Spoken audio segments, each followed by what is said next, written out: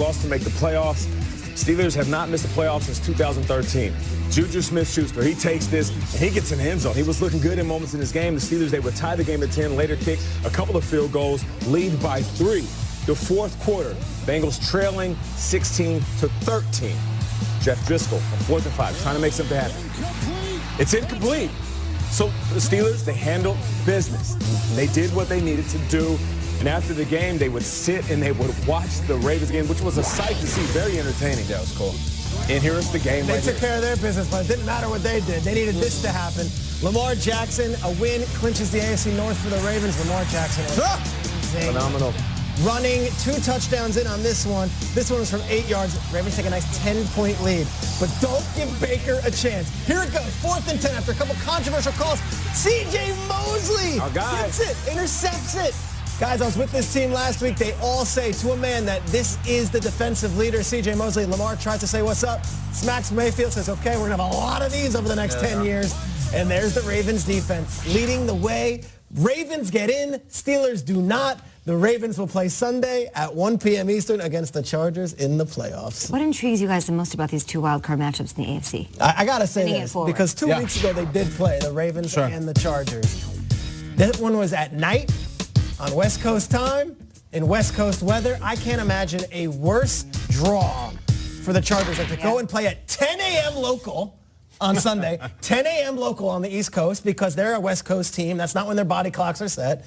They're going into the cold weather, and they're playing a team that just manhandled them just less than 14 days ago. So I'm curious to see how they use that experience to bounce back. But if you are an NFL team and you're getting the draw of when you're playing and where you're playing and how you're playing, when I see that 1 o'clock Eastern, if I'm a West Coast team, I think the NFL did me dirty. And I'm not happy. But you know what? Especially with that record.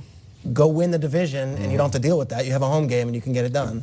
Is there a case to be made for them being better on the road this year? Yeah. Their 2 best wins were in Kansas City and in Pittsburgh.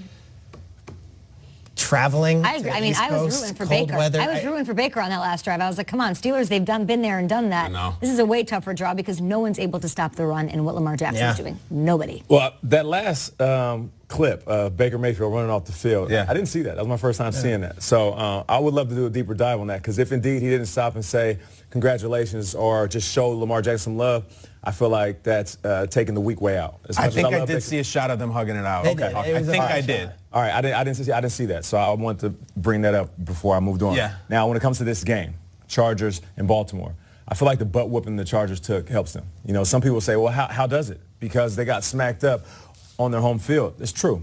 But if you ever got in a fight in middle school or in elementary, getting a butt whooping helps. Because you know what's coming. Now they're not caught off guard. Certainly woke you up. And now they can game plan for what they know the Baltimore Ravens is going to do. So for me, I think that did help, the fact that they got beat on their home field. The Chargers are going to be in this game a little bit more focused than the previous one. I'll talk Colts Texans quickly. And Deshaun Watson's going to be running for his life. He really needs to. He just set a record, the most times being sacked for a team that makes the playoffs, tied Ken O'Brien in 1985. O'Brien, the first round, got knocked out of the game. They lost. The Colts are coming for the Texans. We saw what happened last time. Deshaun Watson got to play the game of his life because he is running like crazy. In Houston, what do you think? Indy.